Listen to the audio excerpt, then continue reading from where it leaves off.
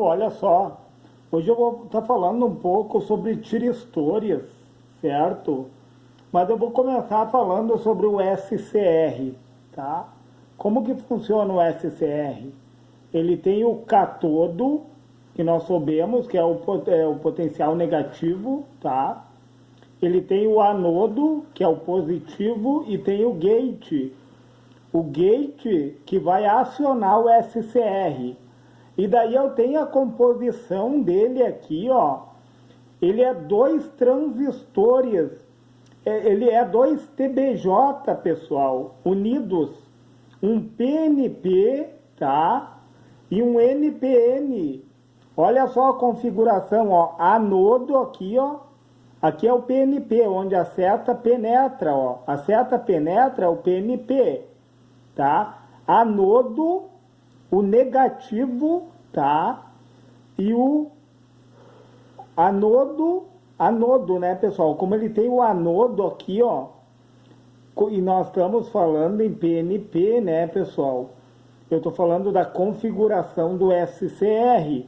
Nós sabemos que é base, se fosse falar em transistor bipolar de junção, seria base, coletor e emissor, né, pessoal? Base, coletor e emissor, por um potencial negativo, tá? Ele vai conduzir um potencial negativo na base, ele vai conduzir de quê? De coletor a emissor. A seta penetra, ó, pessoal. A seta penetra. O emissor, pessoal, no PNP é ligado na carga, enquanto que o coletor é ligado no terra, tá? Falando em TBJ, né, pessoal? Só que eu estou falando de um SCR. Aqui onde seria o emissor é o anodo do SCR, ó, pessoal. Esse terminal do meio, que é o anodo, certo?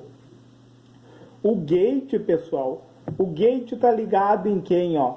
No coletor, seria o coletor do TBJ, e na base do NPN, ó. Esse de baixo aqui já é um NPN. Por que ele é NPN, ó? Por um potencial positivo de base, ele vai conduzir de coletor a emissor. O coletor está na carga, o emissor está no terra. E daí o emissor, ele é o catodo, né, pessoal? Emissor aqui é o catodo, ó. O catodo é esse terminal aqui, ó. Esse terminal aqui, ó, é o catodo. Seria o emissor do segundo transistor internamente, né? A gente está falando internamente. Seria o segundo transistor com a configuração de NPN. No emissor dele estaria o catodo. E no emissor do PNP estaria o anodo, né, pessoal? Porque o emissor, a gente sabe que na configuração do PNP, a carga vai no emissor e no caso do coletor, ele é aterrado. Só que aqui eles estão interligados, ó.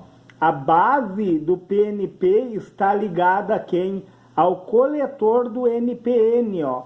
E daí o coletor do PNP está ligado em quem? Na base de quem? Do NPN, pessoal. Interessante, né? E daí por um pequeno potencial de base, ó, o gate é o positivo, ó, um potencial maior, ele vai conduzir tanto o transistor PNP como o NPN. E para nós podermos parar essa condução, qual é a forma de parar? Ou desligar a fonte, tá? Que seria o gate aqui, ó. Seria onde está chaveando ele, certo? Ou dando um curto-circuito entre o anodo e o catodo. Aí nós paramos a condução do SCR. E o SCS, pessoal, como funciona? No caso aqui, ó, estaria o chip em si, e aqui seria o chip em si, ó, o transistor, né? No formato real é o SCR, esse daqui, e o SCS é nesse formato. O que acontece? internamente eles são idênticos. Eu tenho um PNP e um NPN. A diferença, pessoal, é que aqui, ó, eu vou ter um gate aonde? Um gate do cátodo, que seria onde está o emissor aqui, ó, do NPN, tá? E eu tenho um gate no anodo, no caso do SCS, né, pessoal? O que acontece? Por um potencial negativo no gate do anodo, ele vai conduzir.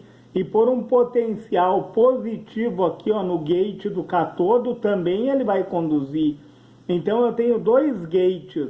Enquanto que no SCR eu tenho um único gate, no SCS eu tenho dois gates, pessoal. Um controla, um pode acionar por um potencial negativo, que seria no caso do PNP, que ele é acionado por um potencial negativo. Então ele tem um gate na base desse PNP, que se chama gate do anodo, tá? E ele tem um gate do cátodo na base do NPN. Olha que interessante o funcionamento do SCS. E daí nós contamos o terminal. Normalmente ele é encontrado nas placas eletrônicas, esse SCS, né, pessoal? É um chip com 4 terminais, ó. Terminal 1, terminal 2, terminal 3 e terminal 4, ó. Sempre no sentido anti-horário nós vamos contar. O primeiro terminal é o gate do cátodo. O próximo terminal é o anodo, que é o positivo. O próximo terminal é o cátodo, que é o negativo. O próximo terminal é o gate do anodo. E daí nós não podemos fazer o trocadilho dos terminais, né, pessoal? Nós temos que saber na íntegra. Por quê? Para poder colocar ele nas nossas aplicações. E falando em SCR e SCS, eu vou entrar no quesito do DIAC, pessoal. Como que funciona o DIAC? O DIAC, eu vou dar um exemplo aqui, ó. O DIAC, normalmente ele é tipo de um diodo, né? O DIAC é bem no formato de um diodo, certo? Só que a composição interna do DIAC é 2 diodos Zener, um de frente para o outro, pessoal. 2 diodos Zener, um de frente para o outro. O que acontece aqui, ó? Vamos supor que haja uma corrente elétrica aqui, ó. Vamos supor 220 volts da minha rede elétrica, tá, pessoal? 220 volts, tá? Falou em DIAC, falou em TRIAC, pessoal, é corrente alternada, tá? O que acontece aqui, ó? Eu estou adentrando com 220 volts, eu tenho um diodo Zener aqui, ó, diretamente polarizado, pessoal. Eu vou ter uma queda sobre ele de aproximadamente 0,7 volts, tá? E daí eu vou encontrar de forma reversa isso tudo internamente dentro do DIAC, né, pessoal? O DIAC tem o MT1, que seria a parte inicial aqui, e o MT2, que é a parte final, tá? O que acontece, ó? 0,7 volts vai ter de queda de tensão sobre o diodo Zener no sentido direto, tá? No sentido reverso, vamos dizer que tem outro diodo Zener aqui, ó, que só vai conduzir após 25 volts, tá? A tensão Zener dele aqui, ó, é 25 volts, certo, pessoal? O que vai acontecer? Eu tenho 0,7 de queda de tensão aqui, e após 25 volts, que vai ter aqui, ó, no sentido reverso, então eu vou ter o quê? 25,7 volts na totalidade que vai ficar aqui, pessoal. O restante vai passar. Aí tu diminui 220 volts menos 25,7, fazendo esse cálculo eu já resolvi aqui, ó, pessoal, deu 194,3 volts. Então, na saída aqui, ó, do DIAC, no MT2, aqui no caso, eu vou ter 194,3 volts. Olha que interessante isso. E daí, pessoal, aqui embaixo eu coloquei o triac, ó. Como que funciona o triac? No caso do transistor, ele seria igual o SCR, pessoal. É o mesmo formato, não muda nada. O que muda é os terminais. Aonde é o catodo aqui do SCR é o MT1 do triac, tá, pessoal? É o MT1. Aonde é o anodo do SCR é o MT2 do triac, tá? E ele tem o gate que é comum aos dois, ó. Como o SCR tem o gate, o triac também tem o gate. E qual a aplicação do triac? O interessante, pessoal, na corrente alternada, ó, eu coloquei aqui a corrente alternada, vamos dizer que tu tem um motor aqui, tá? Vamos dar um exemplo que tu tem um motor aqui, ó. Tu tá acionando um motor com o triac, tá?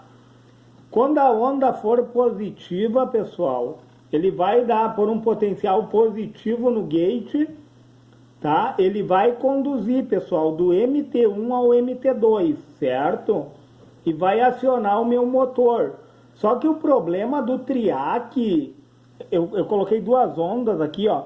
No momento da onda positiva aqui, ó, ele vai conduzir de boa. Só que vai ter um momento, ponto zero aqui, ó, que é o ponto de parada. Quando fica zerado aqui, ó, ele vai dar uma parada. Claro, pessoal, nós sabemos, ó, seria como é muito rápido isso, não dá para notar. Nem numa lâmpada. Se tu colocasse uma lâmpada aqui no lugar do motor, como essa parada se dá muito rápido, tu não nota. E ele já coleta, o gate já recebe um pulso negativo também, ó. Ele tanto vai conduzir no semiciclo positivo como no semiciclo negativo. Olha que interessante isso, pessoal. Tanto num semiciclo como no outro, o triac vai conduzir. Certo? Ele vai aproveitar o quê? Os 120 Hz. Né? Nós temos 60 Hz ali, ele vai ocupar as duas ondas, né? Ele vai ocupar os 120 Hz, tanto num sentido como no outro. Só que ele vai ter esse delay de parada que nós não conseguimos enxergar.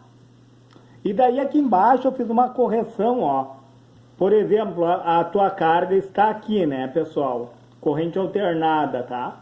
Tu vai ter um diodo aqui que vai ceifar meia onda. Esse diodo de meia onda, ele ceifa o sinal negativo, tá? E daí tu tem que ter um resistor no gate aqui, ó. Sempre tu vai ter que ter um resistor no gate, porque é por um potencial bem menor que ele vai conduzir, né?